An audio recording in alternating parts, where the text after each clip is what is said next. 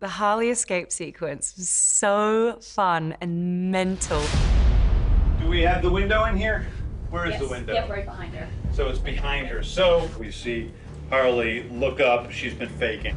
Bam! She grabs him around the neck. Camera's moving up and down.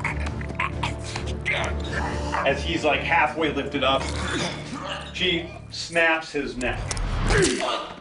In pretty much silhouette. That was definitely one of the, probably the most difficult stunt work I've done.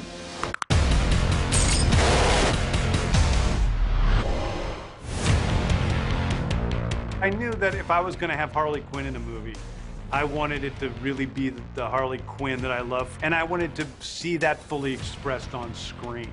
And I wanted to see her kick ass in a way like that she never had before. My action sequences need to have a build to it.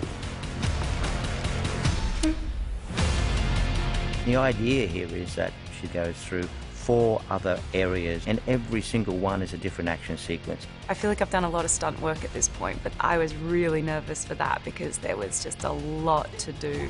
I think we shot it in like 4 days. This is a full journey for her in a span of a few minutes.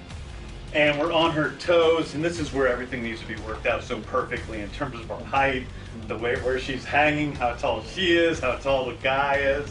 In the scene where she takes the keys up and puts the keys in the lock and gets herself out, that's really Margot doing that.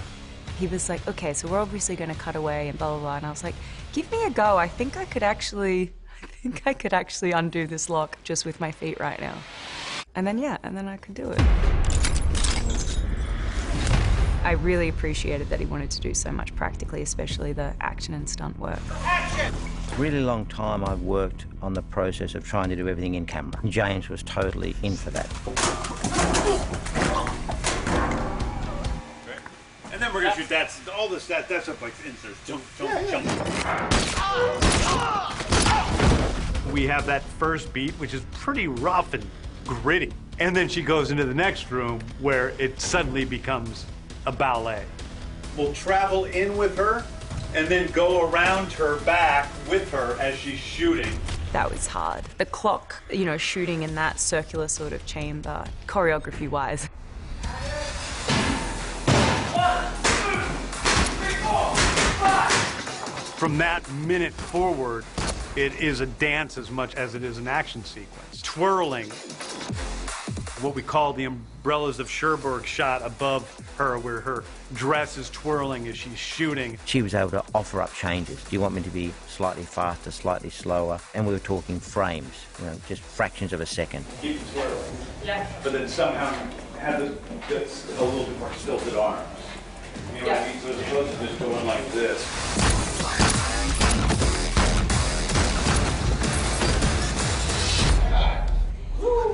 Okay. One of the little boards says this is where Guy North earns his keep. Each time she goes into the room, she's using different things in the battle. This is Harley. She is incredibly gifted when it comes to fighting. Because of course, when you're training, I'm just wearing exercise clothes, so everything was easy. And then you get in a costume and you're like, shit, I have 15 layers of tulle here. So we were kind of trying to come up with ways to keep the dress long for when I'm spinning, because he wanted to do an overhead shot of that. But then also to do the stuff after that, we had to rip a bit of the skirt off, and then we incorporated that into the fight. Starts with the fight choreography. I go in there after they do the fight choreography. I give notes. This. He's got to get up later. Yeah, he's standing up and then holding up his knife and staggering towards her, and then we'll be able to see what he's doing. We decide what shots we're going to use, then they add to it, then I come back again, we do more shots, more notes.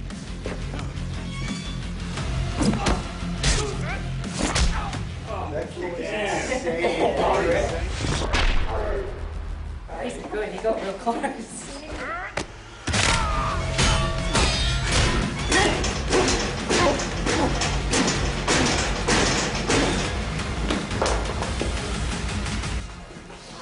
And ouch. I do.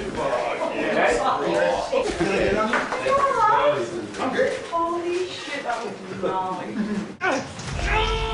And it ends with probably the most shocking moment in the movie, and something that we wondered about even, you know, putting in the movie, which is when she slits the guy's throat. You see on Margot's face that she's just, it's not even what she's thinking about in that moment. That's just her walking across the street. You would feel in any normal film, that's it. She's kind of done it all. And the guns, the machine guns, were like loud. You can't afford slow-mo. You know, just a moment of a slow-mo walk of her looking cool. Whoa, whoa. Drop. Yes.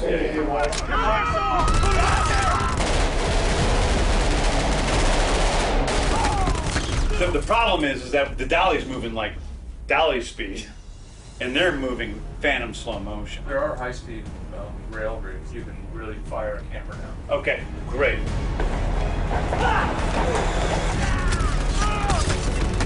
And then her walking forward and firing as all the flowers and unicorns and shit come out of her. She's seriously in a battle, and suddenly she sees a shiny javelin.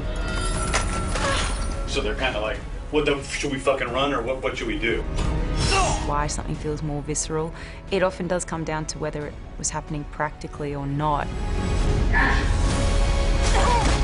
You can do amazing things with CGI and VFX, but it's different. When you go for a take, your adrenaline's through the roof.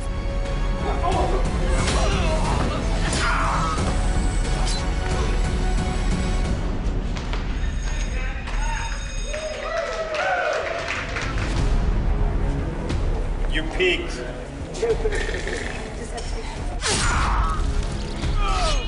It's just epic. I mean, the whole sequence, the music and the visuals and the flowers that splurt out, and it was so fun. It's probably my favorite thing I've shot too, and I think it's worthy of Harley Quinn, and it's worthy of Margot, who can really do almost anything.